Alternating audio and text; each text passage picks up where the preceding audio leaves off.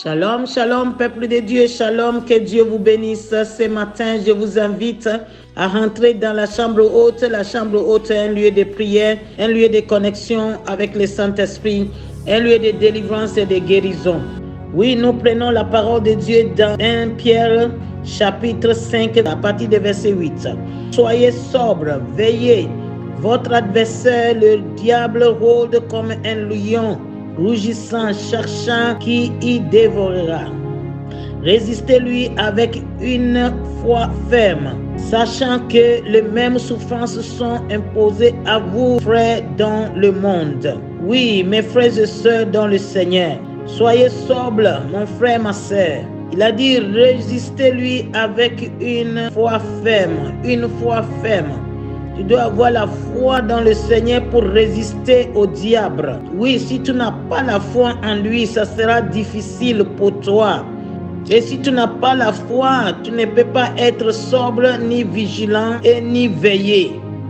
C'est pour cela, ce matin, je t'encourage, mon frère, ma soeur, résiste-lui avec une foi ferme, sachant que les mêmes souffrances sont imposées à vos frères dans le monde. Satan a déclaré la guerre à tous ceux qui appartiennent à Jésus-Christ. Voilà pourquoi la Bible nous encourage à être vigilants. Car le diable rôde comme un lion rougissant, cherche qui il va dévorer. Le diable te cherche, mon frère, ma soeur. Oui, maman, papa, les enfants, le diable nous cherche. Alors nous devons réveillons-nous et soyez sobres, veillons, nous devons veiller, tu dois être vigilant, car le diable rôde comme un lion rougissant, il cherche qui va dévorer. Si nous voulons être trouvés debout et fervents de l'esprit lors de l'avènement du Seigneur, nous devons mener le combat sans baisser le bras, par la puissance de Dieu qui habite en nous. Oui, nous devons mener les combats. C'est très très important. Il ne faut pas baisser les bras, mon frère, ma soeur, maman, papa. Ne baissons pas les bras. Un fait qui s'est déroulé après la guerre d'Israël contre les Amélécites, ou après l'obéissance partielle à Dieu dit roi Saül.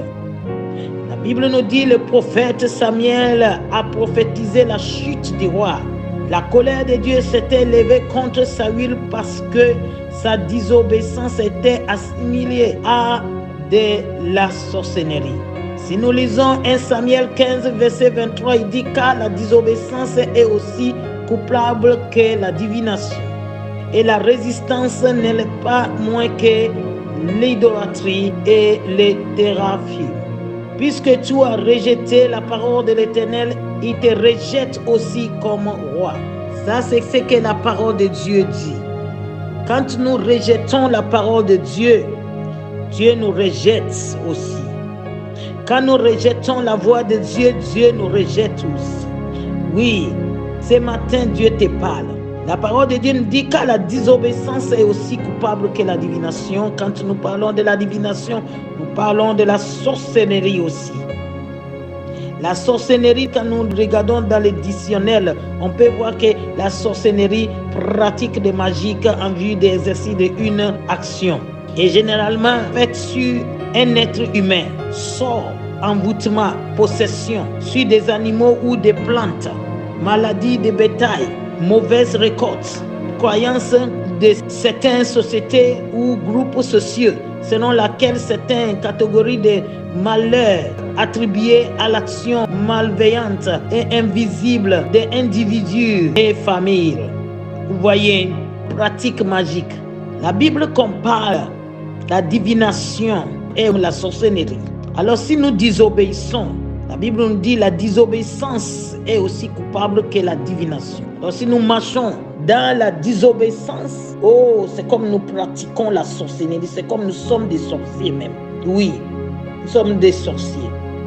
Ainsi, bien-aimés, tenons-nous fermement sur les bases de la parole de Dieu pour anéantir, pour refuser les forces de l'enfer. Et El Gibor, El Gibor, quand on parle de El Gibor, notre Dieu puissant, défendra notre cause et il nous rendra plus que vainqueurs en Jésus-Christ, notre souverain sacrificateur. Très important, mon frère, ma soeur. Il y avait une force mauvaise qui poussait Saül à obéir à Dieu que dans une certaine limite.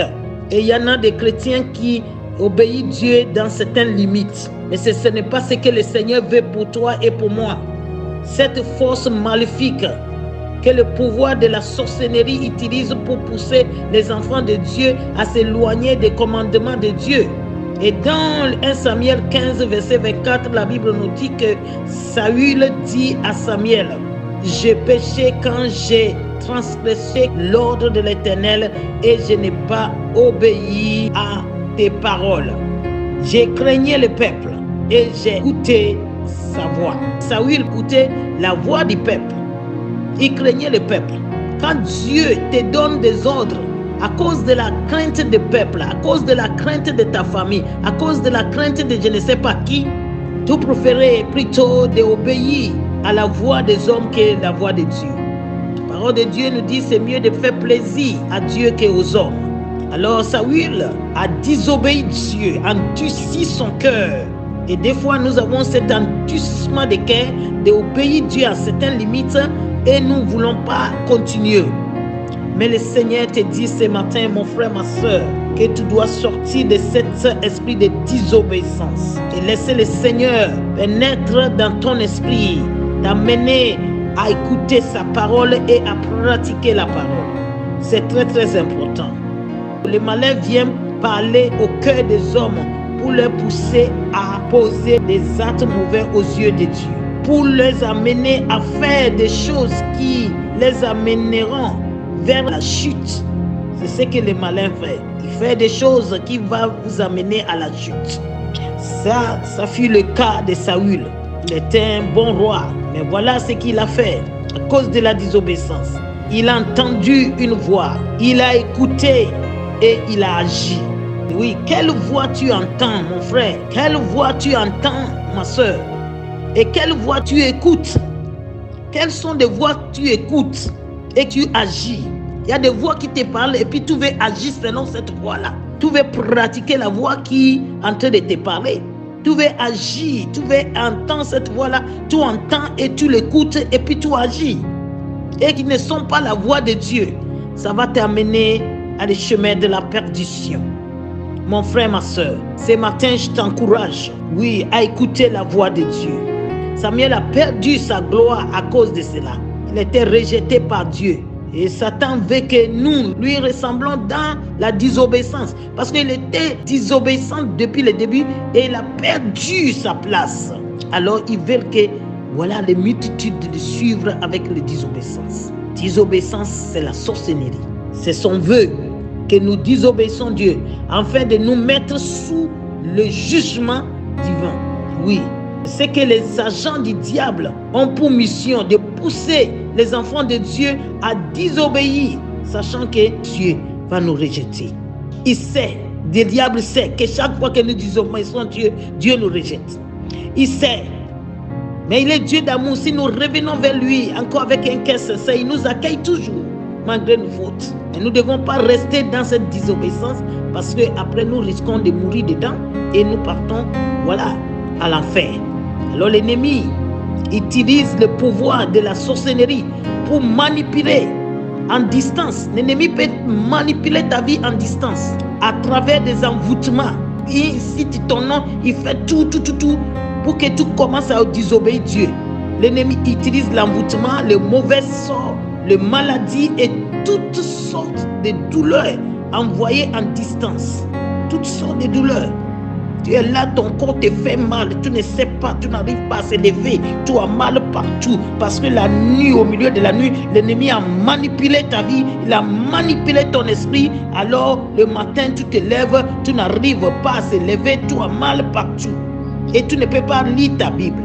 Ces pouvoirs maléfiques viennent éteindre votre envie de prier. Quand ce pouvoir maléfique vient sur ton esprit, ça éteint complètement votre vie de prière. Tu n'as plus la force de prier. de lire la Bible, tu n'as plus cette force-là. Par la sorcellerie et les agents des ténèbres, rendre votre vie spirituelle tiède pour amener le Seigneur à vous vomir. Oui, ils étouffent le feu en vous et ils vous amènent jour après jour de vous éloigner de la foi et de Dieu.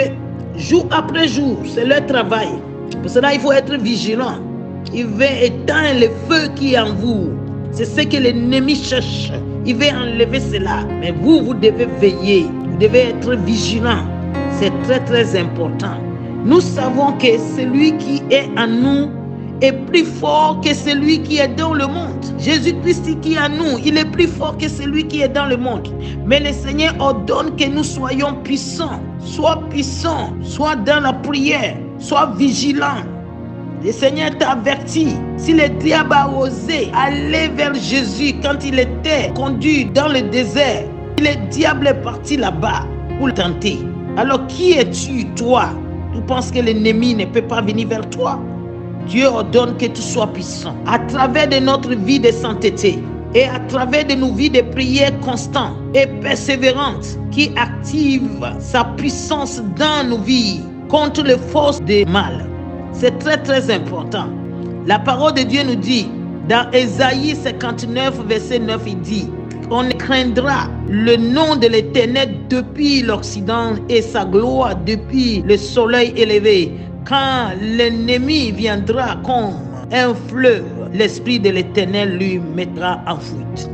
1 Pierre 4, 7 nous dit, la fin de toutes choses est proche. Soyez donc sages et sobres pour vaquer à la prière. Mon frère, ma sœur, soyez sages. Soyez sages et sobres.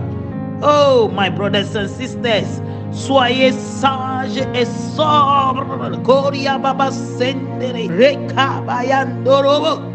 Je prie que nul ne se prive de cette grâce de veiller dans le jeûne et dans la prière en ce temps sensible qui voit approcher le retour du Seigneur, sachant que ce sont des disciples remplis du Saint-Esprit que notre Seigneur revient chercher.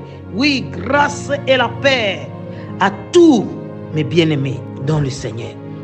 Mes frères et sœurs, que le Seigneur vous bénisse. Soyez vigilants. Soyez donc sages et sobres pour vaquer à la prière. Et vous verrez la gloire de Dieu. Que le Seigneur vous bénisse. Alléluia. Je vous aime. Réveillons-nous et tenons-nous fermes. Alléluia. Jésus-Christ est avec nous. Que le Seigneur vous bénisse et à bientôt. Amen.